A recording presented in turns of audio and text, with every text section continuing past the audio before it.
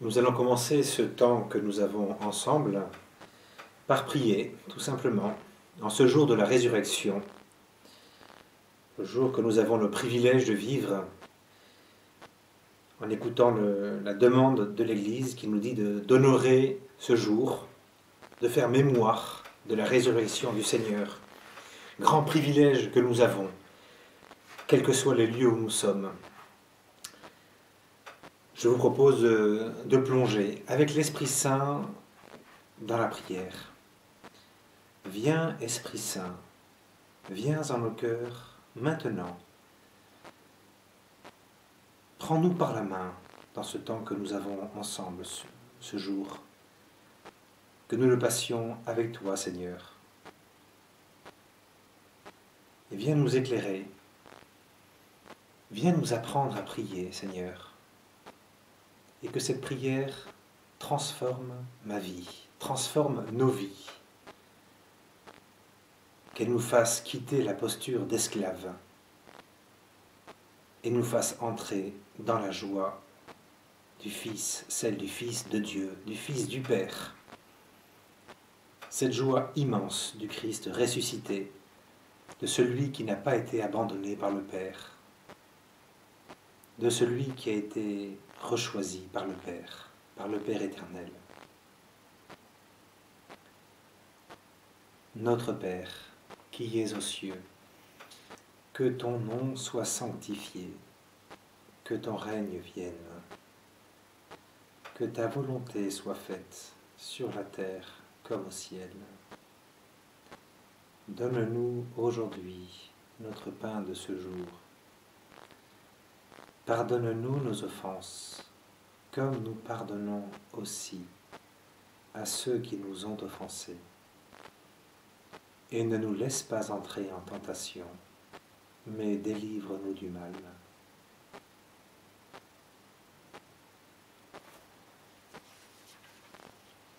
Et j'aime à relire la prière d'oraison que nous avons entendue cette nuit,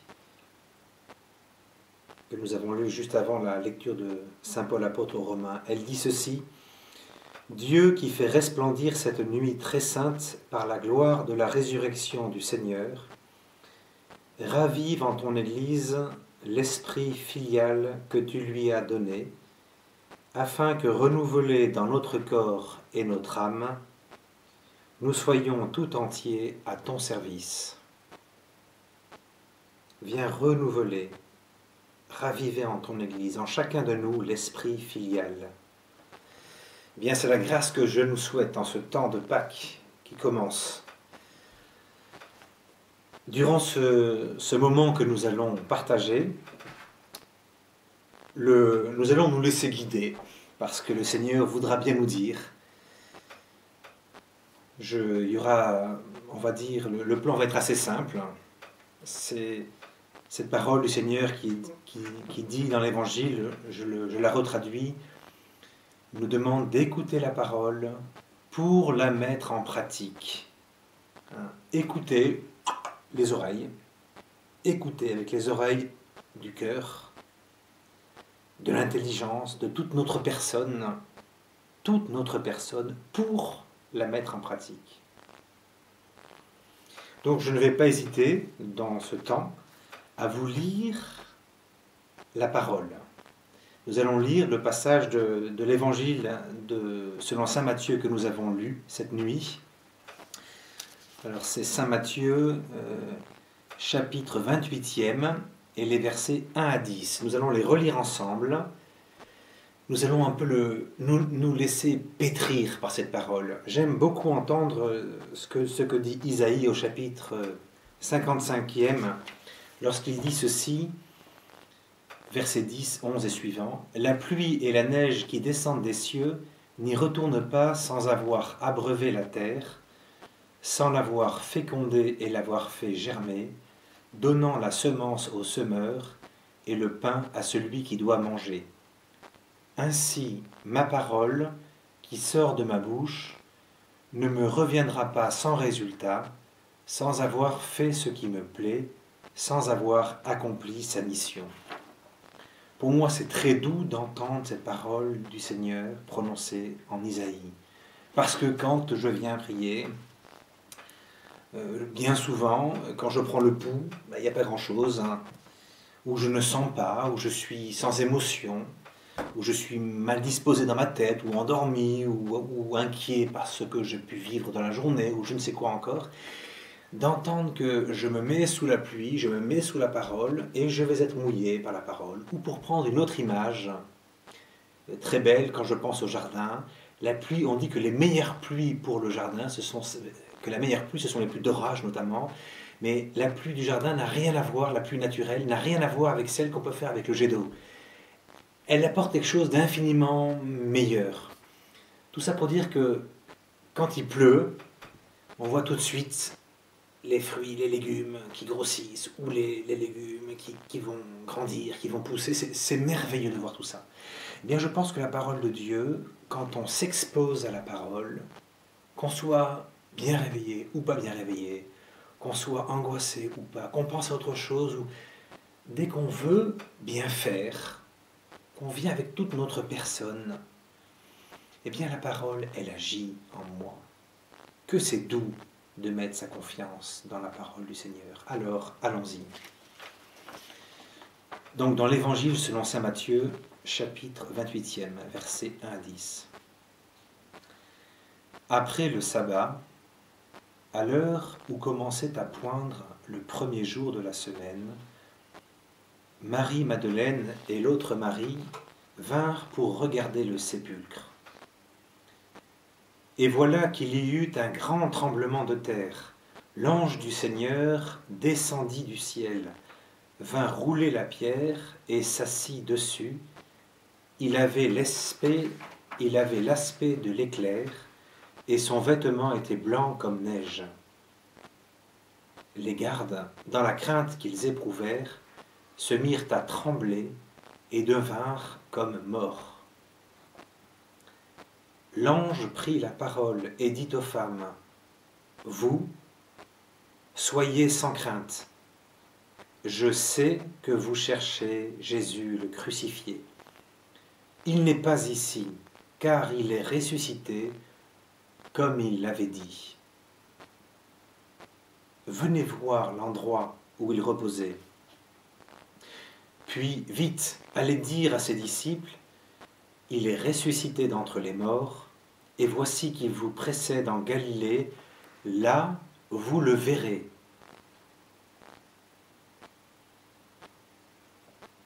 Voilà ce que j'avais à vous dire. Vite, elles quittèrent le tombeau, remplies à la fois de crainte et d'une grande joie, et elles coururent rapporter la nouvelle à ses disciples. Et voici que Jésus vint à leur rencontre et leur dit, « Je vous salue !» Elles s'approchèrent, lui saisirent les pieds et se prosternèrent devant lui. Alors Jésus leur dit, « Soyez sans crainte. Allez annoncer à mes frères qu'ils doivent se rendre en Galilée, c'est là qu'ils me verront. »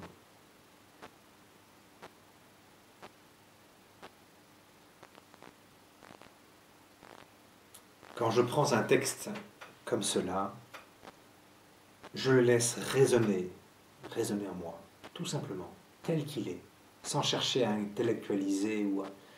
Je le lis une fois, deux fois, trois fois. Et peu à peu, le texte s'éclaire. Peu à peu, le Seigneur assouplit mon cœur. Assouplit, travaille, pétrit ma pâte. Il pétrit la pâte de mon cœur. Le Seigneur aime quand on se laisse pétrir. Un bon pain, ça se pétrit. Hein, le boulanger, c'est un geste qui est magnifique. Eh bien, c'est pareil, il faut du temps pour pétrir. Eh bien, c'est pareil. La parole, quand on la pétrit, quand elle nous pétrit dans les deux sens, hein, elle se réchauffe peu à peu. Notre cœur se réchauffe aussi. Laissons-nous guider par ce qui est dit. À l'heure où commençait à poindre le premier jour de la semaine. À poindre, c'est tout petit, c'est infiniment petit, mais suffisamment grand pour que l'évangéliste le remarque et le dise, à poindre le premier jour de la semaine. Donc on a la lumière qui apparaît, petite, infime, mais elle est là. Et là, deux personnes connues, bien connues, Marie-Madeleine et l'autre Marie, qui marchent vers le tombeau.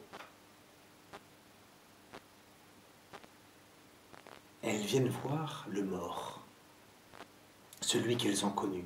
On peut penser dans quel état elles sont, ces femmes, sûrement très douloureuses en elles-mêmes, très très douloureuses, dans une très grande solitude. Et voilà qu'il y eut un grand tremblement de terre. Ça se met à trembler, ça bouge. Ça s'entrechoque. Toute la création semble comme convoquée à cet événement.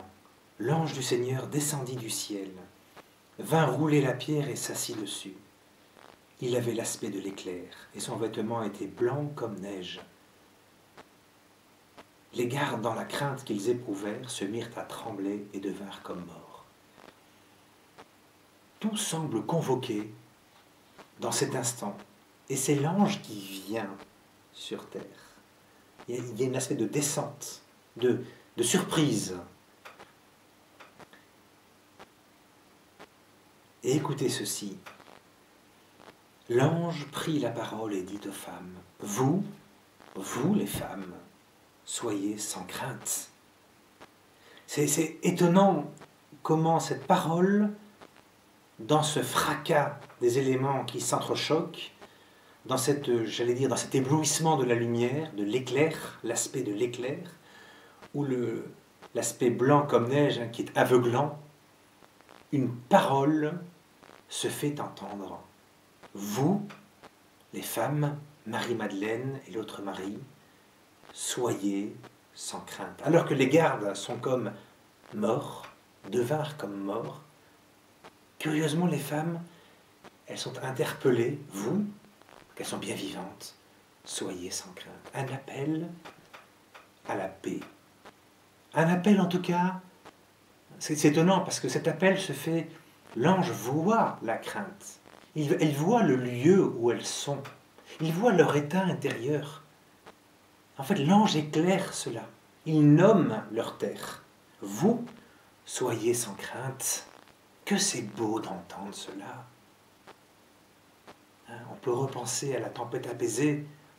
Pourquoi avez-vous peur? Hein, c'est Dieu qui nomme, qui nous aide à nommer notre terre. Vous, les femmes, soyez sans crainte.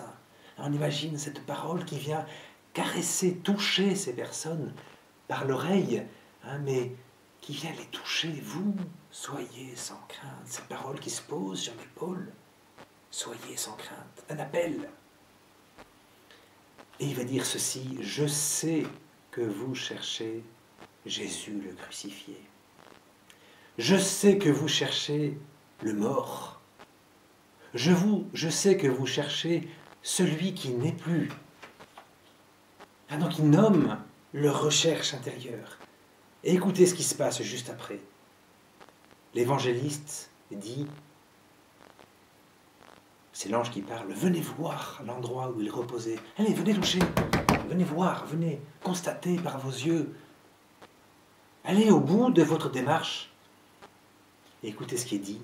Puis, vite, allez dire à ses disciples, il est ressuscité d'entre les morts, et voici qu'il vous précède en Galilée, et là vous le verrez.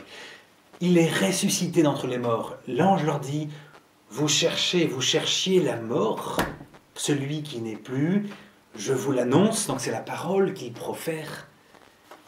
Jésus est ressuscité d'entre les morts. Donc, il dit, oui, il était mort, mais il est maintenant vivant. Vous cherchiez la mort, désormais cherchez le ressuscité.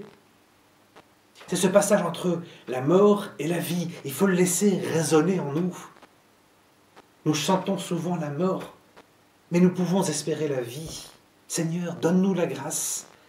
Viens toi-même par ton ange, par ton messager, nous rejoindre, me rejoindre dans mon lieu, dans mes lieux de mort, de crainte, d'angoisse, d'épouvante, de tremblement. Donne-moi la grâce de passer de ce qui n'est pas, de l'effroi, du chaos, de la mort à la vie, Seigneur. Fais-moi passer de la mort à la vie. Et écoutons, puis, vite, allez dire à ses disciples. Il y a comme un empressement, il y a comme une urgence de la bonne nouvelle. L'ange vient pour annoncer une bonne nouvelle. Cette bonne nouvelle, elle vient comme nous. C'est un séisme qui apparaît. L'ange descend, il descendit, il est dit. Hein, il descendit et ça est quelque chose qui... Il y a un grand tremblement de terre quand l'ange du Seigneur descend. Il y a un fracas qui se passe. Il y a une... Hein, on imagine, là, je pense au baptême, hein, souvent, il faut descendre pour remonter. Hein, c'est le baptême, c'est ce plongeon de l'ange qui vient pour faire exploser la mort, la crainte, l'épouvante, la terreur de la mort, de l'absence. Il faut que Dieu intervienne dans nos vies pour qu'il y ait ce changement en nous. Vous cherchiez le crucifié, la mort, mais il est ressuscité. Donc celui qui est le messager de Dieu vient et choisit ces deux femmes, Marie-Madeleine et l'autre Marie, pour devenir à leur tour messagères d'une merveilleuse nouvelle.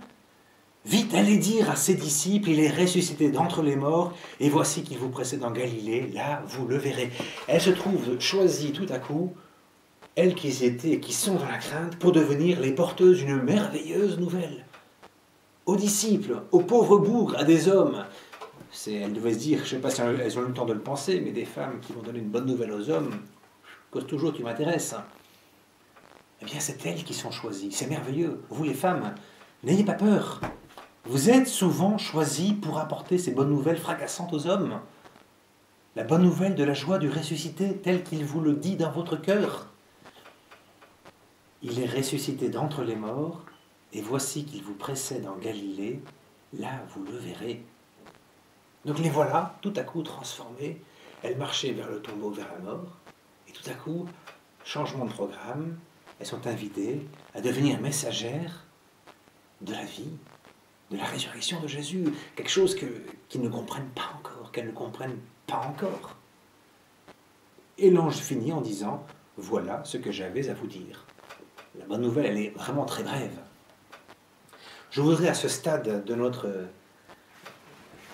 prière, réflexion, partage, vous donner une petite image qui me parle beaucoup. En ce temps de confinement, vous êtes peut-être avec des enfants ou vous repensez à vos histoires personnelles et familiales.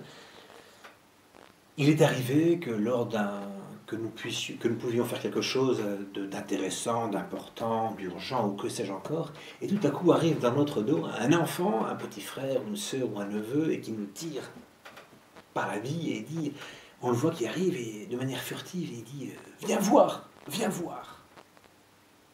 On peut lui dire de manière hautaine et non, je suis occupé, je parle à des gens. Ou bien on peut dire une seconde, je vais le suivre, je reviens. Eh bien, quand on voit l'enfant venir vers nous, qui nous dit viens voir, un petit enfant, viens voir, qui a les yeux qui brillent, on peut pressentir dans ce regard une joie énorme que l'enfant porte en lui. Quelque chose qui est trop grand pour lui, à tel point qu'il a besoin de trouver quelqu'un. Il se fait le messager et il court et dit « Viens voir, viens me suis-moi, j'ai quelque chose à te montrer. » Eh bien cet enfant, on peut regarder et suivre dans son regard qu'il est porteur d'une joie immense qu'il a à nous partager. Et donc on peut se mettre en route vers quelque chose, vers une promesse d'un avenir de joie énorme. On va suivre un enfant tout petit qui a quelque chose à nous dire, d'une bonne nouvelle. Eh bien je pense que c'est à cette joie que Pâques nous invite, mes amis. C'est peut-être un messager, parfois nous avons des messagers qui sont tout petits parfois, mais qui ont une joie si grande à nous partager, qui nous tirent, viens voir. Ils nous tirent par le bas, parce qu'ils ne peuvent pas nous prendre par la main ni par l'épaule. Alors, je voudrais nous dire, laissons-nous faire par cet enfant, viens voir. Cette promesse de vie. Et oui, on va se déplacer en ayant en main quoi ? Pas grand-chose, si ce n'est que la confiance en cet enfant qui nous dit « Viens voir » et la promesse de quelque chose de grand qui est à partager et à vivre. C'est une promesse qu'on ne voit pas encore, mais que nous sommes appelés à voir. Mes amis, la résurrection, c'est cela. On ne possède pas Dieu comme je possède cela, mais j'ai la grâce de ce regard de l'enfant qui me dit avec ce regard pétillant, viens voir, il m'est donné ce regard de cœur à cœur, si je le veux, pas de cœur à tête, mais de cœur à cœur, suffisant pour me déplacer, me faire me lever et aller voir ce qui se passe de grand, d'immense, de grandiose. Eh bien, ces femmes, elles sont, j'allais dire, un peu comme ces enfants vis-à-vis de ce grand disciple bourru qui sont enfermés dans le cénacle et qui ont la trouille. Et comment on les comprend, hein? Ils risquent de se faire couper la tête. Elles vont venir un peu tout affolées. Hein? Mais heureusement que la course va un peu les calmer leur souffle, mais ça va être encore plus brouillon peut-être. Mais elles vont... Une nouvelle immense qui est trop grande pour elles, leur dire cela. Mais laissons l'apôtre parler encore. Vite, elles quittèrent le tombeau, remplies à la fois de crainte et d'une grande joie. Et les deux sont là. Les deux sont là, la crainte, elles restent avec leur humanité, le poids de leurs doutes, leur incertitude, le poids de la mort qui nous tire vers le bas. Et cette joie, d'une grande joie qui fait courir vite, vite, vite. Et elles coururent porter la nouvelle à ses disciples. Ça a dû être une course effrénée. Elles n'ont même pas pu parler entre elles, tellement elles couraient. Ça a dû être un grand moment. Et qu'est-ce qui se passe à ce moment-là? Voici que Jésus vint à leur rencontre et leur dit, soyez sans crainte. Allez annoncer à mes frères qu'ils doivent se rendre en Galilée, c'est là qu'ils me verront. Elles cherchaient le crucifié qu'elles n'ont pas trouvé, et elles trouvent le ressuscité qui se donne à elles. C'est ça la bonne nouvelle extraordinaire du Seigneur. Parfois nous sentons le poids de son silence, de son absence, mais c'est pour mieux nous révéler que cette absence et ce silence, c'est pour nous faire courir, c'est pour nous dilater vers la rencontre. C'est pour nous mettre en marche, c'est pour nous rendre attentifs aux petits messagers qu'il nous donne tout au long de nos journées. Des anges, on dit ici, hein, mais tous ces petits, tous ces grands, tous ces gens auxquels on ne pense pas, qui vont nous tirer. Ils nous envoient des messagers qui vont nous faire quitter le monde de l'absence pour nous rendre dans ce monde de la présence du ressuscité. Allez, quitte, mets-toi en marche vers le ressuscité. Mets-toi en marche vers le ressuscité. Quitte la peur, quitte la honte, quitte la confusion, quitte le tremblement, la crainte. Va vers la vie. Allez, allez. Va vers Jésus le ressuscité. C'est cet appel-là que nous ressentons, que nous avons à entendre aujourd'hui et que nous partageons ensemble, tout simplement maintenant. Elles s'approchèrent, lui saisirent les pieds et se prosternèrent devant lui. Alors Jésus leur dit, il leur a dit, je vous salue, c'est le moment extraordinaire. Soyez sans crainte, allez annoncer à mes frères qu'ils doivent se rendre en Galilée, c'est là qu'ils me verront. Autrement dit, Jésus est en train de leur dire, et je pense que c'est ça que nous pouvons entendre pour nous, chacun de nous aujourd'hui, chacune de nous. Jésus, il va inviter les disciples à quitter le cénacle, où ils sont enfermés par peur des Juifs, pour retourner dans leur lieu de vie habituel, la Galilée, faire leur commerce, différents commerces, mener leur vie, vivre de leur vie quotidienne. Eh bien, je nous invite aujourd'hui, c'est un premier point sur lequel je voudrais nous inviter à réfléchir et à prendre en nous, et à demander à l'Esprit Saint de nous mettre en mouvement, c'est du lieu où nous sommes, par confinement, obligés, obligatoires, que nous le comprenions ou que nous ne le comprenions pas. Ce qui est important, c'est que nous sommes en train de vivre ce temps-là. C'est une réalité. Ne perdons pas de vue que c'est une réalité que nous vivons, ce confinement, chacun à sa manière. Eh bien, demandons la grâce en ce temps de la résurrection, en ce temps pascal qui va durer 40 jours. Nous sommes confinés dans le temps pascal, de la joie du temps pascal. Seigneur, donne-nous la grâce de rentrer dans ce confinement de la joie, de la bonne nouvelle de la résurrection, d'entrer, de quitter ce monde du doute, de l'incertitude, de la peur, pour entrer dans ce temps pascal. C'est une grâce que je prie pour vous, pour moi, pour vous, ensemble, maintenant. Oui, allons-y. Quittons, entrons dans ce temps de confinement. C'est notre Galilée que nous avons, c'est là que nous avons à vivre aujourd'hui. Et c'est là que le ressuscité va se révéler à moi, à vous. C'est là, c'est pas ailleurs, c'est là. Donc si nous voulons vivre ce temps pascal que nous avons à vivre jusqu'à la Pentecôte, eh bien, Allez annoncer, vous les femmes, dites-le nous, et que nous le partagions les uns les autres. Soyez sans crainte. Allez annoncer à mes frères qu'ils doivent se rendre en Galilée, c'est là qu'ils me verront. Magnifique appel. Magnifique appel à la joie, à la bonne nouvelle, à la vision de Dieu. Nous sommes appelés à voir le Christ ressuscité, mes frères, mes sœurs. Quelle bonne nouvelle. Comme deuxième point d'attention, de mise en pratique, auquel je voudrais nous inviter, et je vais être bref, car le temps passe, et la pintade nous attend peut-être en ce dimanche de Pâques, c'est ceci. Quand j'ai lu et médité ce texte pour ce temps que nous avons ensemble, j'ai pensé à ce passage du lavement des pieds, quand il dit, ici, là, dans le texte que nous venons de lire, l'ange dit, il n'est pas ici, Jésus le crucifié, car il est ressuscité comme il l'avait dit. Ce comme il l'avait dit, ça fait monter en moi la mémoire de la liturgie de jeudi saint que nous avons lu, notamment ce passage donc de l'évangile selon saint Jean, quand il dit « Jésus ayant aimé les siens qui étaient dans le monde, les aima jusqu'au bout ». Et après, c'est le lavement des pieds. Je voudrais juste dire ceci. Cette année, ce qui me frappe beaucoup, c'est que Jésus va laver les pieds. Jésus sait qu'il va vers sa mort et sa résurrection. C'est ceci, il va vers la résurrection. C'est ça son but. C'est de nous entraîner vers le Père, par le passage de la mort, mais vers le Père. Il les aima jusqu'au bout, alors qu'il sait pertinemment que l'un va le trahir, l'autre va le renier, l'autre va dire, l'évangéliste va fuir tout nu devant les gardes, et tous les autres vont l'abandonner. Donc il sait que ces gardes du cœur, 12 gardes du cœur, ils vont tous prendre la poudre d'escampette. Chouette, sympa les amis.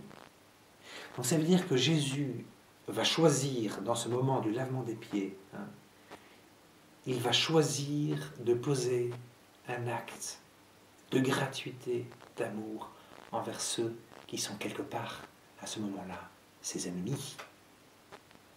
Il va choisir de poser un acte, non pas de fuite de ses disciples, de rejet de ses disciples, mais un acte qui va se mettre à leur service. Il va, j'allais dire, pétrir leurs pieds, il va les laver. Le pied, c'est... Si on a mal aux pieds, on ne peut plus marcher dans la vie. C'est très symbolique, le lavement des pieds. C'est très, très symbolique. Donc il va laver leurs pieds pour qu'ils puissent continuer à marcher. Donc c'est un acte de profonde humilité du serviteur. Il va les servir. Alors je voudrais nous inviter à ceci. Ce deuxième point, c'est que nous avons bien souvent, et sûrement en ce temps de confinement, par la proximité extrême que nous avons dans ce temps, des frottements très forts entre nous. Peut-être que nous sommes revenus dans un milieu familial où il y a d'autres souvenirs qui remontent en nous, et pas que des souvenirs bons, parfois des souvenirs douloureux. Je voudrais vous lancer cet appel, mes amis, que c'est le temps privilégié pour retrouver le frère, retrouver la sœur, retrouver le père, retrouver la mère, pour les parents de retrouver le fils, retrouver la fille, retrouver la belle-mère, retrouver la belle-fille. C'est le temps pour se réconcilier. Vous ne savez pas comment faire, ça tombe bien. Et Jésus dit en Saint Jean, « Comprenez-vous ce que je viens de faire pour vous ? Vous m'appelez Maître et Seigneur, et vous avez raison, car vraiment je le suis. » Aujourd'hui, nous savons que ce Maître et Seigneur, il est ressuscité. Il a vaincu la mort. Et il dit, « C'est donc moi, le Seigneur et le Maître, je vous ai lavé les pieds. Vous aussi, vous devez vous laver les pieds les uns aux autres. C'est un exemple que je vous ai donné afin que vous fassiez vous aussi comme j'ai fait pour vous. » Eh bien, Jésus, il n'a pas dit aux disciples, « Vous êtes des salopards, mais je veux m'humilier, faire un beau geste et vous laver les pieds. » Non, c'est très symbolique ce geste qu'il a fait. Eh bien, nous sommes invités à poser un acte, à ne pas apprendre à devenir disciples du Christ, fils du Père, c'est-à-dire à prendre l'initiative de l'amour, à faire le premier pas de la gratuité, mes amis.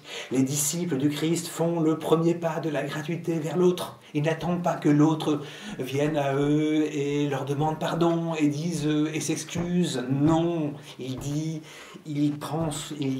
enlève son vêtement, il se noue le tablier et la ceinture et il se met à servir ses disciples qui vont le trahir ou qui l'ont déjà trahi dans leur cœur. Mes amis, c'est le temps de prendre l'initiative de l'amour, chacun à sa manière. C'est le premier pas de l'amour que nous devons faire en ce temps pascal pour retrouver le frère, la sœur, le père, la mère, le fils, la fille, la belle-mère, la belle-fille. C'est le premier pas de l'amour auquel nous sommes invités en ce temps de confinement dans le temps pascal. C'est le confinement donné pour le temps de l'amour, mes amis. Donc, vous allez me dire, c'est bien beau, mais comment faire? Eh bien, chacun, dans son cœur, dans la prière quotidienne qu'il a à faire chaque jour, je nous invite chacun à prier les uns pour les autres pour que vous pensez à tel ou tel frère, sœur, père, mère, etc., avec qui c'est plus difficile, même un voisin avec qui c'est insupportable, peut-être d'appartement. Vous le nommez, cet ennemi. C'est un ennemi parfois. Hein. On peut avoir un frère, un sœur, etc., une mère, un père, qui parfois est un ennemi parce qu'il y a eu tel ou tel acte posé qui me brûle le cœur, qui m'est très douloureux. Eh bien, ce jour-là, ou cet événement-là, cette personne est devenue pour moi un ennemi. Et le Seigneur dit quoi? Aimez vos ennemis, priez pour ceux qui vous persécutent. Donc c'est le temps de poser un petit geste, peut-être de servir l'autre, d'aller se pencher pour lui laver les pieds. Seigneur, montre-moi comment concrètement tu veux que je serve ce frère, cette sœur, ce père, cette mère, car je veux aimer jusqu'au bout comme toi, Seigneur. Je veux aimer en fils et en fille, pas en esclave, mais en fils et en fille. Seigneur, donne-moi la grâce, donne-nous la grâce ce soir, ce jour, durant tout ce confinement pascal, eh bien, de devenir des fils et des filles du Père, comme toi, de prendre ce chemin, de choisir d'aimer jusqu'au bout ceux que tu mets à mes côtés, surtout ceux pour qui c'est le plus difficile, pour moi, pour les raisons que je connais, que tu connais, Seigneur, dans mon histoire. Donne-moi la grâce, Seigneur, d'être à l'image de ton Fils, moi aussi d'avoir le courage, mu par ton Esprit Saint, donne-moi ton esprit de force pour aussi devenir ce disciple, ce fils, cette fille du Père, et d'être capable à mon tour d'aimer jusqu'au bout par des toutes petites choses, de commencer aujourd'hui, Seigneur, pas demain, aujourd'hui. Bien, Seigneur, sois béni pour ce chemin où tu nous apprends à redevenir fils et filles du Père. Et ceci passe par la merveilleuse nouvelle, eh bien, que tu nous appelles à devenir des messagers de la bonne nouvelle de la résurrection. Et ce messager, cette messagère, c'est celui qui humblement noue le tablier et se met à servir, à laver les pieds de son frère et de sa sœur. Seigneur, donne-moi la grâce d'avoir un cœur de fils et un cœur de fille. Amen. Le Christ est ressuscité, il est vraiment ressuscité. Amen. Merci Seigneur.